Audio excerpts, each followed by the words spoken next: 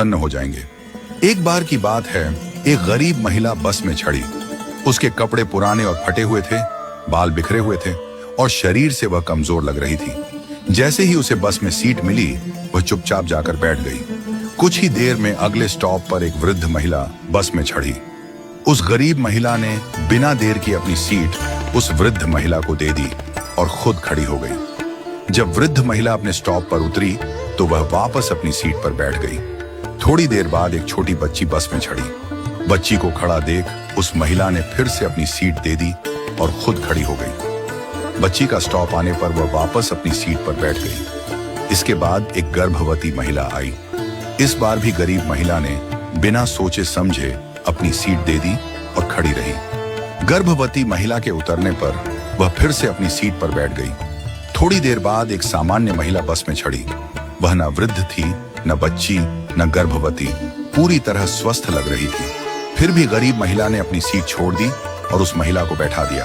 यह सब देखकर बस में बैठी एक अन्य महिला, जो एक अध्यापिका थी, बहुत आश्चर्यचकित हुई। उसने सोचा, वृद्ध महिला, बच्ची और गर्भवती महिला के लिए सीट छोड़ना समझ में आता है, लेकिन एक सामान्य महिला के लिए बार बार सीट छोड़ने का क्या कारण हो सकता है। जब बस अपने आखिरी स्टॉप पर पहुंची तो अध्यापिका ने गरीब महिला से पूछा, बहन, मैंने देखा कि आप बार बार अपनी सीट दूसरों को दे देती हैं। आपका भी उतना ही हक है सीट पर बैठने का, फिर आप क्यों खड़ी हो जाती हैं?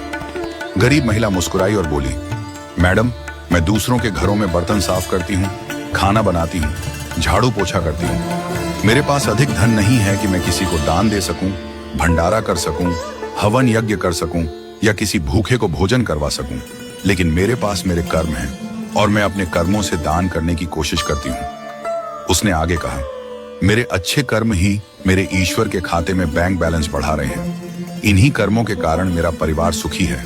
मेरे बच्चे पढ़ाई करते हैं, मेरा पति मेहनती और समझदार है। हमारे पास बहुत अधिक नहीं है, पर जो है उसमें हम खुश हैं। जब मैं अपने आसपास देखती हूँ तो पाती हूँ कि लोग कितने दुखी हैं, लेकिन मेरे अच्छे कर्मों की वजह से दुख मेरे जीवन में नहीं आता। उस महिला की बातों से अध्यापिका की आंखों में आंसू आ गए। उसने कहा, मैं स्कूल में बच्चों को शिक्षा देती हूँ, पर आज असली शिक्षा तो तुमने मुझे दी है। आज से तुम मेरी शिक्षिका हो। तुम्हारा बहुत बहुत धन्यवाद।